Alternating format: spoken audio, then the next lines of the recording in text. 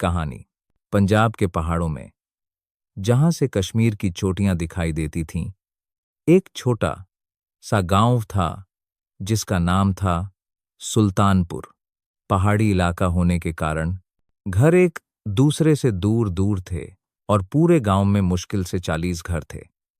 इसी गांव में रघु नाम का एक नाई रहता था। रघु बहुत ही नेक, सीधा साधा और ईश्वर पर आस्था रखने वाला इंसान था।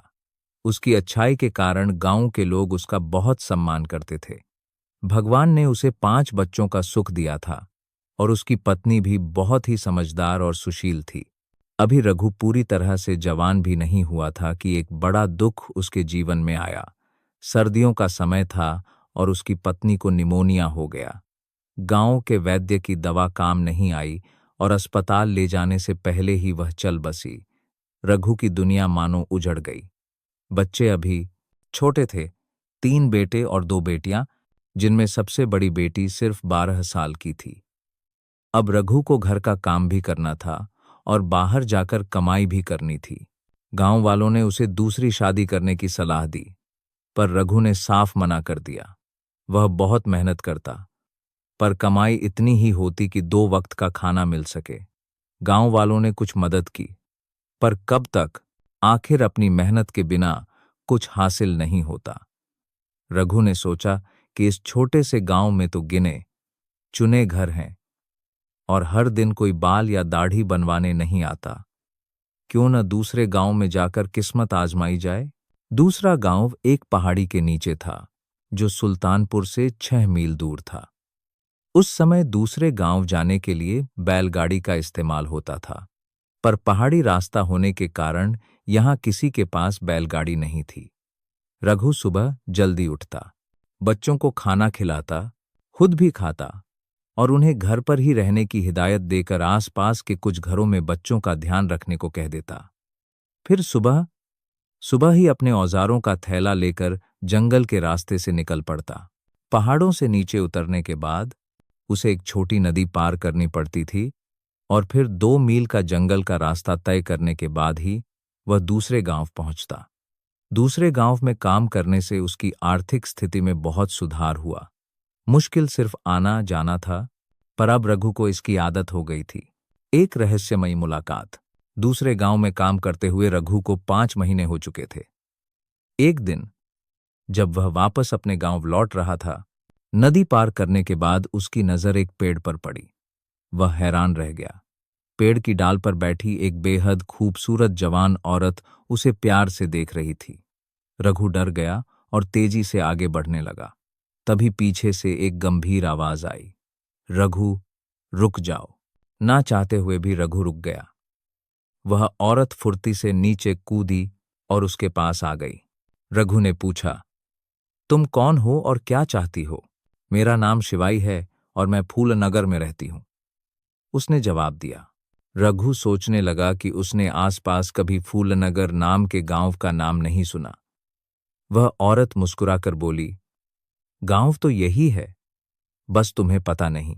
रघु ने कहा, घर पर मेरे बच्चे मेरा इंतजार कर रहे हैं, मुझे जल्दी जाना है, मेरे पास अभी बात करने का समय नहीं है। यह कहकर वह आगे बढ़ने लगा। घर पहुंचकर उसने खाना बनाया, बच्चों को खिलाया और सो गया। उसने उस घटना के बारे में ज्यादा नहीं सोचा।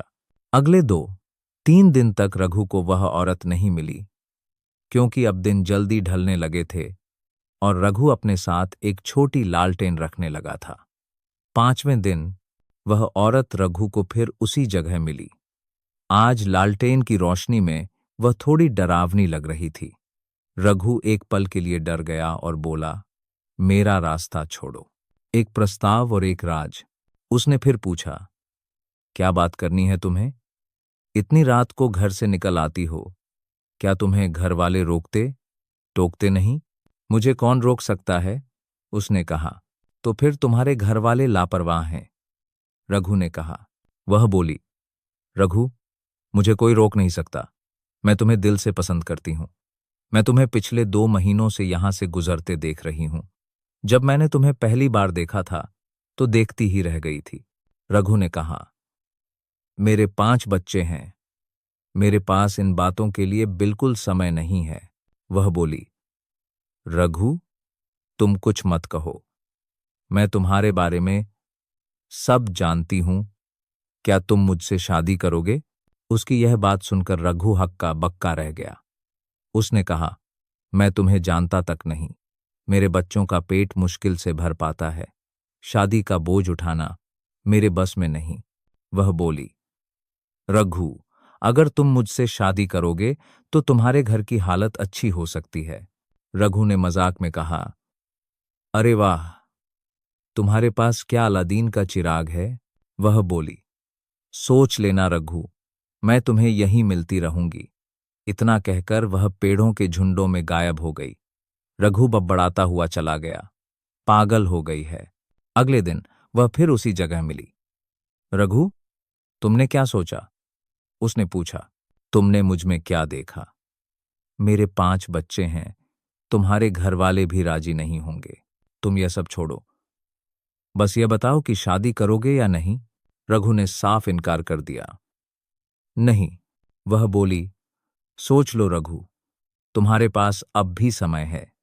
यह कहकर वह फिर चली गई। अगले दिन रघु का काम में मन नहीं लगा। वह जिस गांव में काम करता था, वहां एक बहुत ही बुजुर्ग आदमी रहता था। रघु ने उनके पास जाकर पूरी बात बताई। बुजुर्ग ने कहा, रघु, मैंने भी फूलनगर नाम का गांव आज तक नहीं सुना। तुम जल्दी जाओ। अगर वह तुम्हें मिले तो उसे बातों में उलझाकर रखना और उसकी आंखों को ध्यान से देखना कि वह पलकें झपकती है या नहीं। एक बात और, तुम उसके पैर भी देखना कि पंजे किस तरफ हैं। कल आकर मुझे यह सब बताना। रघु अपने गांव की ओर चला। नदी पार करके उसी जगह पहुंचा तो वह औरत वहीं उस पेड़ पर बैठी नजर आई। उसने ध्यान से देखा।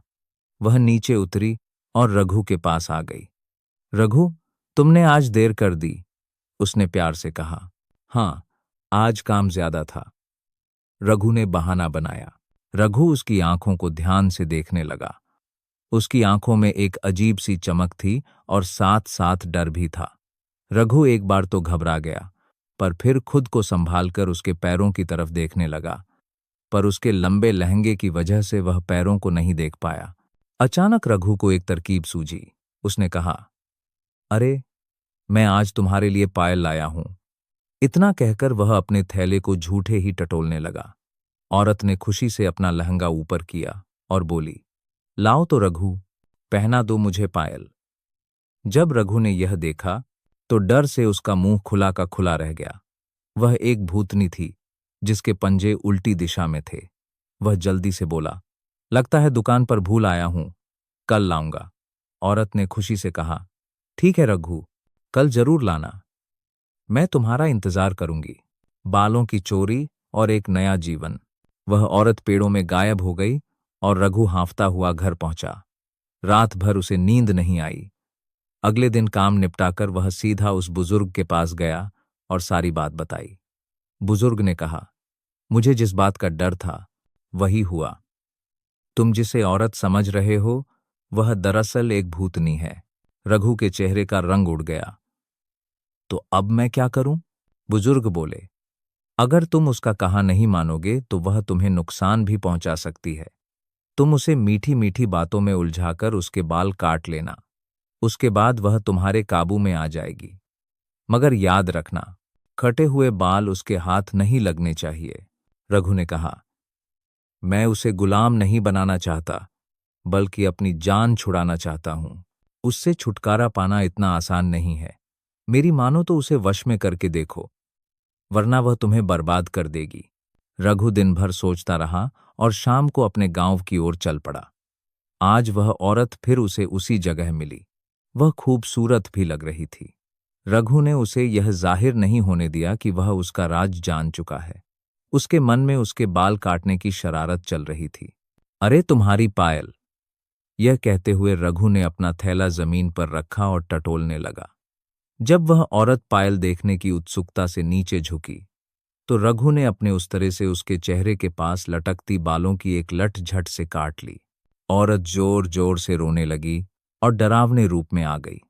रघु डर गया। वह बोली, रघु, तुमने मेरे साथ धोखा किया है। मेरी मोहब्बत का फायदा उठाया है। मैं तो वैसे भी तुम्हारी गुलाम थी, मगर यह तुमने मेरे बाल काटकर अच्छा नहीं किया। भूतनी का घर और सच्चाई। रघु ने कहा, पहले तुम अपने उसी रूप में आओ और अपने बारे में सब सच बताओ। वह अपने खूबसूरत रूप में वापस आई और कहने लगी, मेरा नाम समाए है। हमारी दुनिया का नाम फूलनगर है। एक दिन मैं घूमते घूमते यहां आ गई और तुम्हें देखकर तुम पर फिदा हो गई। अब मैं तुम्हारी गुलाम हूं।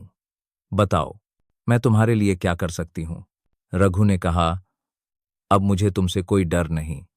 मैं तुम्हें अपने घर ले जा सकता हूं, मगर मेरे बच्चों के सामने अपने असली रूप में कभी मत आना और गांव में भी तुम्हारे राज का पता नहीं चलना चाहिए। वह बोली, मुझे तुम्हारी हर बात मंजूर है। मैं तुम्हारे साथ चलने में खुश हूं। रघु ने कहा, मेरा तुम्हारा कोई रिश्ता नहीं। मेरे बारे में कोई गलत ख्याल मत लाना। जो हुक्म रघु, उसने कहा और रघु के साथ चल दी। घर पहुंचने पर उसकी बेटी ने पूछा, बापू, यह कौन है? रघु ने कहा, बेटा, यह तुम्हारी नई माँ है। बच्चे घर में माँ को पाकर बहुत खुश हुए। रघु खाना बनाने लगा तो औरत बोली, आज से तुम खाना बनाने के झंझट से आजाद हो। घर के काम की सारी जिम्मेदारी मेरी है। सच में रघु की दुनिया ही बदल गई। सारे काम अपने आप होने लगे। रघु ने बच्चों को सख्ती से कह दिया कि मां के बारे में बाहर किसी को नहीं बताना। बच्चे अब साफ सुथरे कपड़े पहने रहते और घर भी हमेशा साफ रहता। दरअसल वह औरत दूसरों को दिखाई नहीं देती थी। कभी कभी वह अपने कटे हुए बालों को याद करती, क्योंकि अब वह अपनों से नहीं मिल सकती थी। रघु ने वे बाल एक मटके में डालकर घर की एक दीवार के पास दबा दिए थे। समय बीतता गया और बच्चे बड़े होने लगे। लोग बच्चों से पूछते, तुम्हें कौन तैयार करता है और घर का काम कौन करता है? बच्चों ने कह दिया कि हमारी मां करती है। लोगों को अचंभा हुआ कि यह कैसे हो सकता है जब उसकी मां को मरे सालों हो गए हैं। एक दिन शाम को पड़ोस की एक औरत चुपके से रघु के घर में झांक रही थी। उसी दिन रघु की पत्नी से गलती हो गई। उस पड़ोसन को वह उल्टे पैरों के साथ सब्जी काटती हुई नजर आ गई। पड़ोसन वहीं बेहोश हो गई। होश आने पर उसने अपने पति को यह बात बताई। पहले तो पति ने उसे डांटा, पर फिर एक दिन उसने भी उस औरत को देख लिया। यह बात पूरे गांव में फैल गई और रघु का घर भूतनी का घर के नाम से मशहूर हो गया। जब यह बात रघु के कानों तक पहुंची तो वह घबरा गया। घर जाकर उसने पत्नी से कहा, मैंने तुम्हें कहा था कि किसी के सामने खुद को जाहिर मत होने देना। वह बोली, मैंने जानबूझकर नहीं किया। मैंने कई साल तुम्हारे घर और बच्चों की देखभाल की है। अब तुम मुझे आजाद कर दो। मगर रघु अब उसका आदी हो चुका था। कुछ दिनों बाद रघु का सबसे छोटा बेटा खेल खेल में उसी दीवार के पास मिट्टी खोदने लगा जहां रघु ने बाल छिपाए थे। औरत उसे खाने को देने आई, तभी उसकी नजर उस मटके पर पड़ी। लड़का भी बोला, देखो मां, इस मटके में क्या है? औरत ने मटका बाहर निकाला तो उसमें अपने कटे बाल पाए। उसने फौरन उन्हें चूल्हे में डालकर जला दिया। अब वह रघु की कैद से आजाद थी। आजादी और एक नई शुरुआत। शाम को रघु घर आया तो वह बोली, रघु, मुझे अब यहां से जाना है। मुझे अपनों की याद आ रही है और तुम्हारे बच्चे भी अब बड़े हो।